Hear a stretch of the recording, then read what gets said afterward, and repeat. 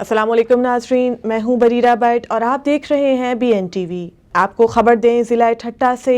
ज़िला ठट्टा के शहर धाबीजी के मुख्तलिफ इलाकों में पीने के पानी की मुसलसल किल्लत के खिलाफ शहरी भूख हड़ताल पर मजबूर।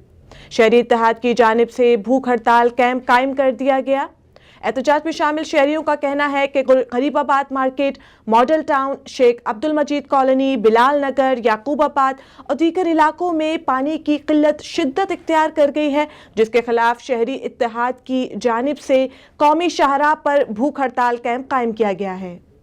शहरियों का कहना था कि नाअहल अफसरान को मुअत्तल करके पानी की फराहमी को यकीनी बनाया जाए, वरना हम ये एहतजाज मजीद बढ़ाएंगे।